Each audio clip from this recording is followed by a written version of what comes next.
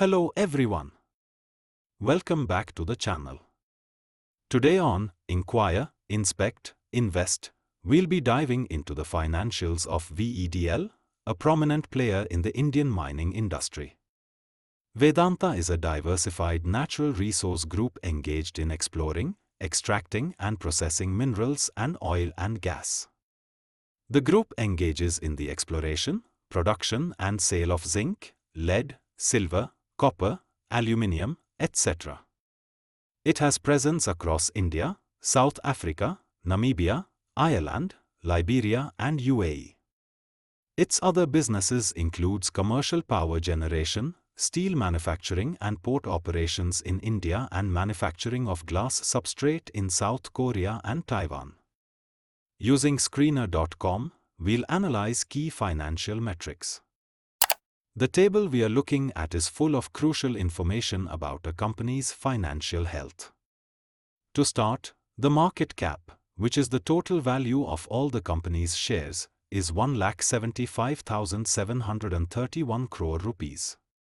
This figure essentially gives us an idea of the company's size, and with such a large market cap, we can tell this is a significant player in its industry. The current price of the company's stock is 449 rupee per share, a number that fluctuates based on how well investors think the company is doing. Next, let's talk about the company's debt. It owes 87,706 crore rupees, which is quite substantial. Having debt isn't inherently bad, as companies often borrow to finance growth, but this much debt can be risky if not managed properly. The return on equity, which is 10.5%, tells us how efficiently the company is using its shareholders' money to generate profit. While 10.5% is decent, it's not particularly impressive. The company's profit after tax stands at 6,279 crore rupees, which is the money left after all expenses and taxes have been paid. Profits are crucial because they show the company's ability to generate earnings. Additionally, the company offers a dividend yield of 6.57%, meaning it returns a portion of its profits to shareholders as dividends. This is a nice perk for investors looking for steady income. However, there are some warning signs too. The PEG ratio, which is -2.35, isn't encouraging. A negative PEG ratio suggests that the company's stock might be overpriced or that its future growth prospects aren't great. Another major red flag is the pledged percentage, which is at 100%. This means all of the promoters' shares are pledged as collateral for loans, which can be risky. If the company fails to meet its loan obligations, those shares could be sold off, potentially driving the stock price down. The debt-to-equity ratio is 2.85, indicating that the company has nearly 3 times as much debt as it does equity. This is another risk factor because it shows heavy reliance on borrowed money. On a more positive note, the return on capital employed is 20.9%, which shows the company is generating a good return on the money it's using for its business operations. When we look at sales growth, we see a modest increase of 2.35%. While it's positive that sales are growing, this isn't a particularly strong rate. Unfortunately, the profit growth is a concern, with a decline of -15.9%. This tells us that the company is making less money now compared to before, which isn't a good sign. Lastly, the promoter holding is 56.4%. which indicates that a majority of the company's shares are held by its promoters. This is generally seen as a positive because it suggests that the people who run the company have a significant stake in its success. This chart shows us two things: how much money a company is making before it pays for things like taxes and interest, that's the blue bars called EBITDA, and how expensive the company is compared to that money, that's the purple line called EV/EBITDA. Over time, you can see the blue bars growing, shrinking, and growing again. That's the company's earnings going up and down. The purple line shows how the company's value changes in relation to its earnings. When the line goes up, it means the company is becoming more expensive compared to what it earns. When it goes down, the company is cheaper in relation to its earnings. The drop in the EV/EBITDA ratio in 2016 likely happened because of a decrease in the company's earnings, a decline in its market value, negative industry trends, or specific one-time events like legal issues or management changes. When we look at this chart, we see two things, a purple line and blue bars. The purple line represents the PE ratio, price to earnings, which tells us how much people are willing to pay for each rupee of the company's earnings. The blue bars show the company's earnings per share, EPS, which is basically how much money the company made for each share of its stock. From April 2024, the purple line, PE ratio, started going up, meaning the stock price was rising. But at the same time, from May to July 2024, the blue bars, EPS, were going down, meaning the company was making less money per share. So, why did the PE ratio go up if the company's earnings were going down? There are a few reasons this might happen. 1. Stock price increase. Even though the company's earnings were falling, the stock price could have been going up because people were still buying the stock. Maybe they believed the company would do better in the future.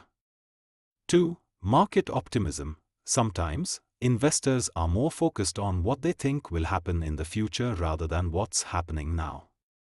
If they believe the company will bounce back and make more money later, they might keep buying the stock, pushing the price up. In short, the purple line went up because people were still willing to pay more for the stock, even though the company's earnings were dropping. This could be due to hope or optimism about the company's future. A high PE ratio isn't necessarily bad, but it does have different implications depending on the context. A high PE ratio often indicates that investors expect higher future growth from the company. They are willing to pay more for each rupee of earnings because they believe the company's profits will increase significantly in the future. On the flip side, a high PE can also suggest that a stock is overvalued. If the company doesn't meet these high growth expectations, the stock price could drop significantly, leading to losses for investors. There's no one-size-fits-all answer for the ideal PE ratio, as it depends on the industry and the company's growth stage. A good approach is to compare a company's PE ratio with the average PE of its industry or the overall market. If the company's PE is significantly higher than its peers, it may be overvalued. If it's lower, it may be undervalued. The table shows the financial performance of VEDL over a few quarters. The company's sales increased from June 2021 to March 2022, but then started to fluctuate. The expenses also increased, but not as fast as the sales, leading to a decline in operating profit. The company's net profit was positive in most quarters, but there were some quarters with losses. The company's earnings per share, EPS, also fluctuated, with some quarters showing higher earnings per share and others showing lower. The company's sales have generally increased over the period, with notable spikes in certain quarters. This suggests strong demand for its products or services. While sales have risen, expenses have also grown. This is expected as businesses often need to invest in resources to support increased sales. However, it's important to monitor the rate of expenses to ensure profitability. Profit before tax represents the company's earnings before deducting taxes. It provides a clearer picture of the company's operational profitability, as it excludes the impact of tax rates, which can vary significantly between different regions. While net profit is the final profit figure that remains after all expenses, including taxes, have been deducted. Both figures have experienced ups and downs over the period, indicating that the company's profitability has been volatile. While PBT provides a clearer picture of operational profitability, net profit is the ultimate measure of a company's earnings available to shareholders. If both PBT and net profit are increasing, this would generally be a positive sign, indicating that the company's profitability is improving. It suggests that the company is generating more revenue and controlling its costs effectively. Overall, the chart presents a mixed picture. While there are positive signs of growth, the company's financial performance is not entirely stable. It's essential to monitor these trends closely and address any underlying issues to ensure long-term sustainability. This image shows the growth rates of Vedanta's sales, profits, stock price, and return on equity over different time periods. Here are some key points. Firstly, compounded sales growth. The company's sales have grown at a rate of 8% over the past 10 years. This means that the company's sales have increased by an average of 8% each year over the past decade. Secondly, compounded profit growth. The company's profits are down at a rate of -5% over the past 10 years. This means that the company's profits have declined by an average of 5% each year over the past decade. Then, the stock price CAGR. The company's stock price has grown at a rate of 5% over the past 10 years. This means that the company's stock price has increased by an average of 5% each year over the past decade. Finally, return on equity. The company's return on equity has been 14% over the past 10 years. This means that for every rupee invested in the company, the shareholders have earned 14 paise in profit. Overall, the company has experienced steady growth in sales and stock price, but its profits have declined. This could be due to a number of factors, such as increased costs, competition, or changes in the market. The compounded profit growth rates indicate a consistently negative trend across all periods. While it's normal for growth rates to fluctuate over time, a consistent decline indicates that the company may be facing challenges in maintaining its momentum.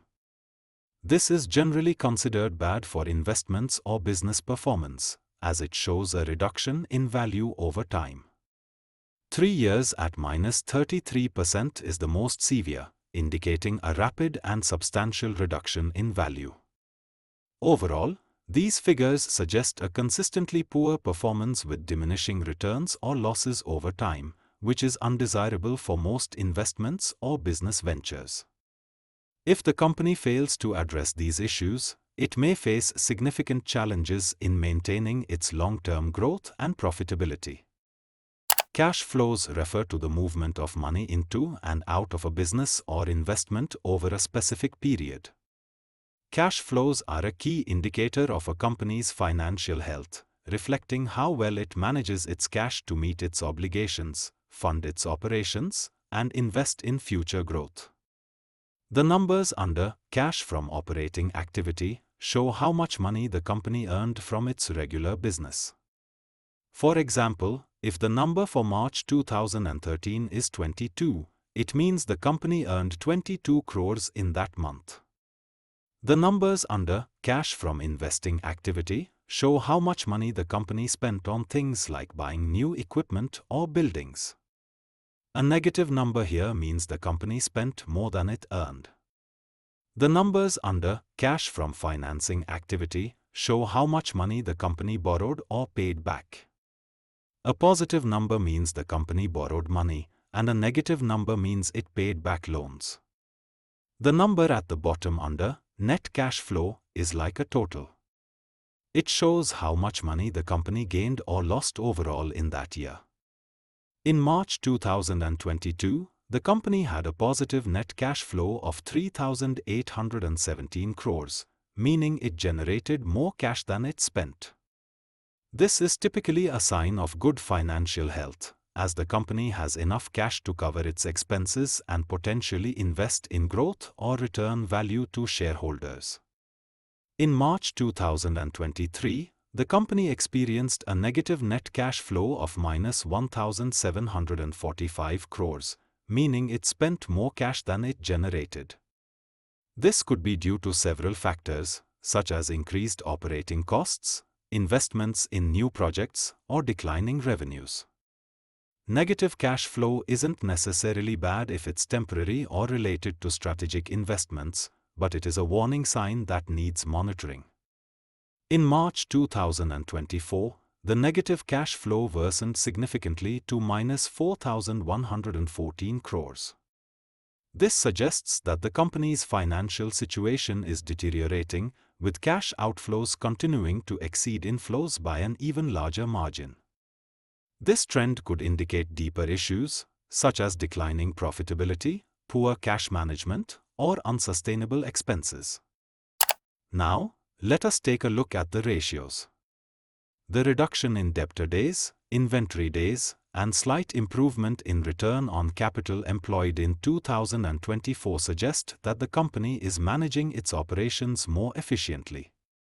The sharp decline in days payable and the shift to a positive cash conversion cycle indicate that the company may be experiencing tighter cash flow, requiring more careful cash management. A negative cash conversion cycle and a negative working capital days is generally considered positive signs, as they suggest the company is operating in a very cash-efficient manner, collecting receivables faster than it pays off its payables, and effectively using supplier credit to finance its operations. Considering the chart data for the latest period, the movement from negative to positive values in the cash conversion cycle and less negative working capital days could be a warning sign that the company is becoming less efficient in managing its cash flow, which might need to be addressed to prevent future liquidity problems. Thank you so much for watching our video. I hope you found the information helpful and interesting. If you enjoyed the content and want to stay updated with more videos like this, don't forget to hit the like button, share this video with friends who might find it useful, and subscribe to our channel. Your support means a lot and helps us create more great content for you. Thanks again for tuning in, and see you in the next video.